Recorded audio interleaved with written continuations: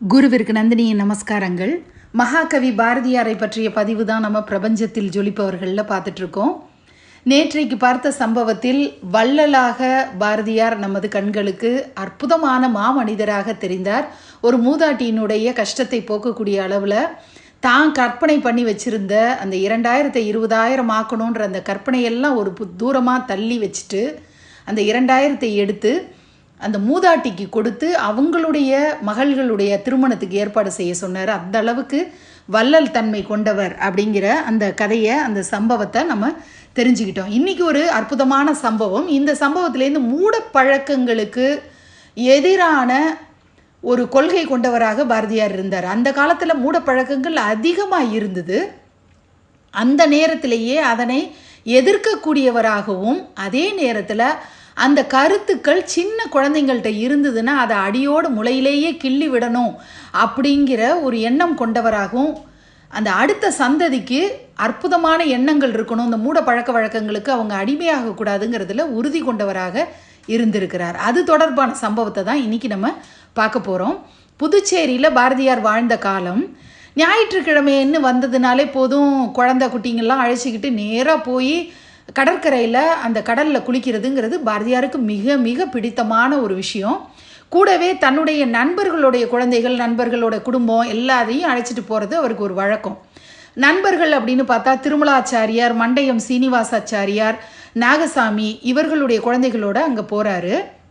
அதில் மண்டையம் சீனிவாச்சாரியாருக்கு ஒரு மகள் உண்டு. அவளுடைய பெயர் யதுகிரி. அந்த பொண்ணுடைய பேர் அந்த பேர். கடற்கரையில் ஒரு பக்கம் பெரும் கூட்டம் இருக்குது. அந்த இடத்துல ஒரு பாம்பாட்டி வித்தை காட்டிக்கிட்டு இருக்கக்கூடிய ஒரு நிலையை பார்க்குறாரு. அங்கே போய் எல்லாரும் சுற்றி நின்று வேடிக்கை பார்க்குறாங்க. இவரும் பார்க்குறாரு.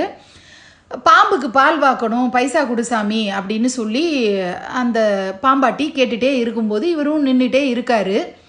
அப்போது பாம்புக்கு பால் வாக்கணும்னு அந்த மனுஷன் பொய் சொல்லும்போது இவருக்கு எதுவும் தோணலை. ஆனால் குளிர் ரொம்ப உடம்பை வாட்டுது, கொத்தி தின்னுது, என்ன வயிறோ காஞ்சி போச்சு, வெடிச்சு போச்சு அப்படின்னு அந்த பாம்பாட்டி சொன்ன உடனேயே இவருக்கு மனசுக்குள்ளார ஒரு இரக்கம் வந்து விடுகிறது. அப்போது யதுகிரின்ற அந்த பொண்ணு இருக்கா இல்லையா, அவள் கையில் ஒரு காசு வச்சிருக்கா. ஆனால் அதை கொடுக்க மனசு இல்லை அவளுக்கு. காரணம் என்னன்னா, அவங்க அம்மா என்ன சொல்லி அனுப்பியிருக்காங்க அப்படின்னா, கடலில் நீ காசு போட்டுட்டு தான் குளிக்கணும், அப்போ தான் சமுத்திரராஜனுடைய கோபத்துக்கு நீ ஆளாக மாட்ட அப்படிங்கிற ஒரு மூட நம்பிக்கையை அவங்க சொல்லி அனுப்பியிருக்காங்க. அதை மனசில் வச்சுக்கிட்டு இந்த காசை நம்ம பாம்பாட்டிக்கு போடக்கூடாது அப்படிங்கிற எண்ணத்தில் யதுகிரி அதை கொடுக்க முன் வரல. அந்த நேரத்தில் பாரதியார் என்ன நினைக்கிறாருன்னா, பாம்புக்கு பால் வாக்கணும்னு அவன் பொய் சொன்னப்போ அவன் புரியல. ஆனால் அவன் இவ்வளோ கஷ்டத்தில் வறுமையில் வாடுறான், அவனுக்கு குளிர் கொத்தி தின்னுது அப்படின்னு ஒரு வார்த்தையை சொல்கிறானே அப்படின்னு பார்த்துட்டு என்ன பண்ணுறாருன்னா, தான் மேலே போட்டிருந்த அந்த அங்கவஸ்திரம் இருக்கு இல்லையா, அந்த அங்கவஸ்திரத்தை தான் இடுப்பில் கட்டிகிட்டு இருந்த வேட்டியை கழட்டி அந்த பாம்பாட்டிகிட்ட கொடுக்குறாரு.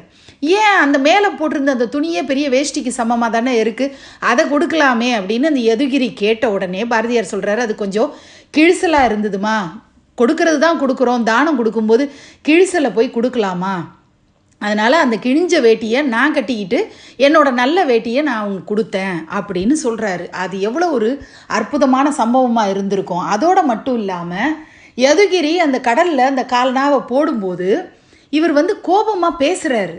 என்ன சொல்கிறாருன்னா, அந்த காலத்தில் குளத்தில் காயின் போடுற பழக்கம் இருந்தது. அதுக்கு காரணம் என்னென்னா, குளத்தை சுத்தம் செய்ய வரக்கூடியவங்க இந்த காயினை ஒரு வருமானமாக அவங்க எடுத்துக்குவாங்கன்றதுக்காக தான் முன்னோர்கள் அது ஒரு தானமாக நினச்சி அப்படி போட்டாங்க. அதில் ஒரு அர்த்தம் இருந்தது. கிணற தூர் வரும்போதோ குளத்தை சுத்தம் பண்ணும்போதோ இந்த மாதிரி காயின் சுத்தம் பண்ணுறவங்களுக்கு கிடச்சா அவங்க வாழ்க்கையில் கொஞ்சம் நல்லது நடக்குமேன்ற ஒரு எண்ணத்தில் அதெல்லாம் நடந்தது. ஆனால் அதை போய் கடலில் நீ போடுறியே, இது ஏதாவது கடல் சுத்தமாகிறதுங்கிறது கடல் அலை தானாகவே சுத்தம் பண்ணிக்கக்கூடிய ஒரு விஷயம்.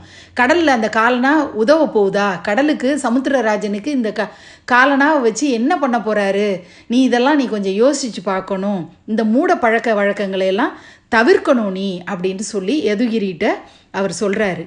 கடலில் போட்ட கால்னா மூலமாக பாம்பாட்டியினுடைய குழந்தைக்கு சாதம் கிடச்சிருக்கும்மா, நீ ஒரு நிமிஷம் யோசித்து பார்த்துருந்தா இந்த கால்னாவை நீ அந்த பாம்பாட்டிகிட்ட கொடுத்துருந்தா அவனுடைய குழந்தை சாப்பிட்ருக்கோம் அப்படின்னு ஒரு அறிவுரையும் கொடுக்குறாரு யதுகிரிக்கு. இது சின்ன குழந்தைக்கு புரியுதா புரியலையாங்கிறத தாண்டி புரிகிற மாதிரி சொல்லணுங்கிற உணர்வு கொண்டவர் பாரதியார். அதுதான் அவர்கிட்ட இருக்கக்கூடிய ஒரு அற்புதமான விஷயம்.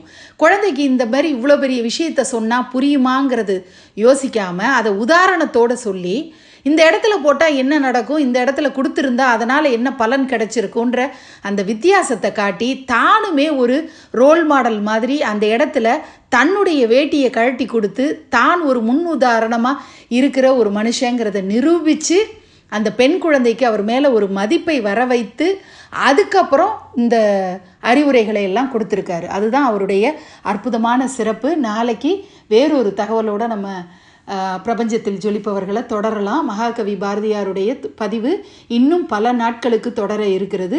பிரபஞ்சத்தில் ஜொலிப்பவர்கள் கொடுத்த உற்சாகமும் ஊக்கமும் நாம் உள்வாங்கி அதை கிரகித்து கொண்டு அதை அடுத்த சந்ததிக்கு கொடுப்போம். இந்த மாலை பொழுது அழகிய மாலை பொழுதாக அமைய நிர்விக்னலட்சுமி இல்லத்திலிருந்து நந்தினியின் வாழ்த்துக்கள். நன்றி. சின்னஞ்சிறு கிளியே, சின்னஞ்சிறு கிளியே, கண்ணம்மா செல்வ களஞ்சியமே,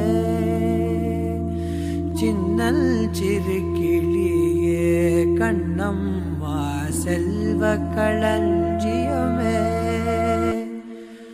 என்னை கலி